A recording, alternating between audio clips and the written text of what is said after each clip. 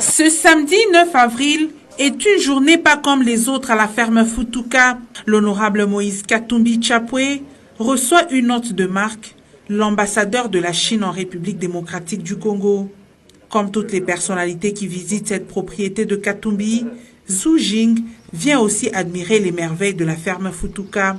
Dans sa gibecière, un tableau unique en son genre, dessiné il y a 1000 ans par un empereur chinois qui l'offre en cadeau au président Katumbi Chapwe. C'est joli ça, merci beaucoup. Et c'est le tableau unique. Rapidement, l'initiateur et propriétaire de Futuka convie son hôte à la visite, d'abord du champ de maïs ou des vastes étendues de terre cultivées de cet aliment de base des Congolais.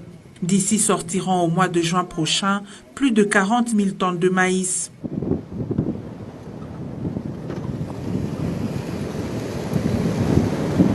Le champ de soja est aussi visité, 500 hectares de ces légumineuses.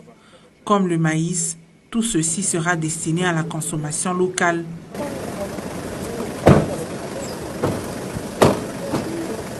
Cette visite s'est poursuivie jusqu'à l'élevage des vaches.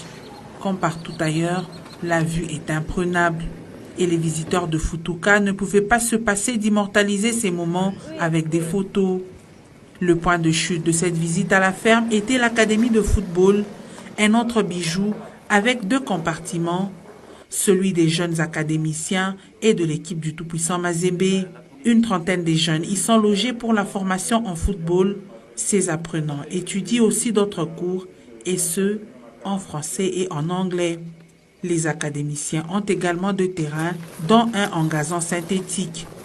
Toujours sous la conduite du président du tout-puissant Mazembe, l'ambassadeur de la Chine et sa suite ont visité aussi la salle de projection et de musculation. L'ambassadeur trouve tout le travail impressionnant. Katumbi Chapwe est une personne sur qui la République démocratique du Congo peut toujours compter.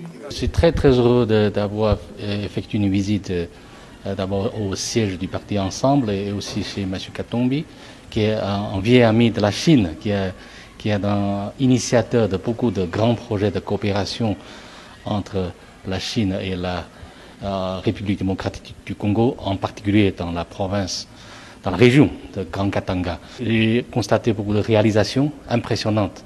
Aussi un homme qui est très travailleur, qui travaille beaucoup pour la région.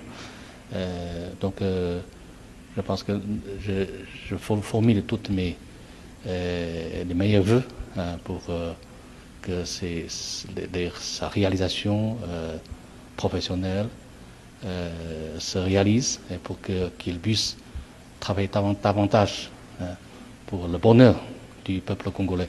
Sur le chemin de retour, la délégation s'arrête à la minoterie Machamba. Elle a suivi des explications sur le processus de fabrication de la farine et le tout emballé dans des sacs estampillés minoterie de Machamba. De ce moulin sort près de 200 tonnes de farine de maïs en 24 heures.